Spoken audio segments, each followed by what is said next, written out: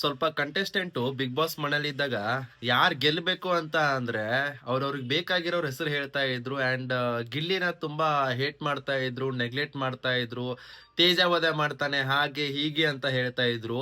Big boss ಮನೆಯಿಂದ ಹೊರಗಡೆ ಬಂದ ತಕ್ಷಣ ಗಿಲ್ಲಿಗಿರುವಂತ ಒಂದು ಫ್ಯಾನ್ ಬೇಸು, ಗಿಲ್ಲಿಗಿರುವಂತ ಒಂದು ಕ್ರೇಜು, ಸೋಷಿಯಲ್ ಮೀಡಿಯಾದಲ್ಲಿ ಅವ್ನು ಯಾವ ತರ ವೈರಲ್ ಆಗ್ತಿದ್ದಾನೆ ಅದನ್ನೆಲ್ಲ ನೋಡ್ಬಿಟ್ಟು ಇವಾಗ ಸೋಷಿಯಲ್ ಮೀಡಿಯಾದ ಕ್ರೇಜ್ ನೋಡಿ ಎಲ್ಲಾ ಇಂಟರ್ವ್ಯೂ ಅಲ್ಲಿನೂ ಯಾರ್ ಗೆಲ್ಬೇಕು ಅಂದ್ರೆ ಗಿಲ್ಲಿ ಗೆಲ್ಬೇಕು.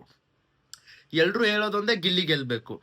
ಅದೇ ಮನೇಲಿದ್ದಾಗ ಗಿಲ್ಲಿ ಅಂದ್ರೆ ಎಲ್ರು ಹೇಟ್ ಮಾಡ್ತಾ ಇದ್ರು. ಹೊರಗಡೆ ಬಂದ ತಕ್ಷಣ ಗಿಲ್ಲಿ ಗೆಲ್ಬೇಕು, ಗಿಲ್ಲಿ ಗೆಲ್ಬೇಕು. ಅವ್ನ್ ಕ್ರೇಜ್ ನೋಡಿ ಇವ್ರಿಗೆಲ್ಲ ಸೈಕ್ ಆಗ್ತಿದೆ ಗುರು. ಯಾವ ತರ ಸೈಕ್ ಆಗ್ತಿದೆ ಅಂದ್ರೆ ಗುರು, ನಾವು ಮನೇಲಿದ್ದಾಗ ಅವ್ನ ಜೊತೆ ಇನ್ನೊಂದ್ ಸ್ವಲ್ಪ ಚೆನ್ನಾಗಿದ್ವಿ ಅಂದ್ರೆ ಫೈನಲ್ ವರ್ಗು ನಾವು ಅವ್ನ ಜೊತೆ ಬರ್ತಿದ್ವಲ್ಲ ಅಂತ ಅನಿಸ್ತಾ ಇದೆ ಅವ್ರಿಗೆಲ್ಲ.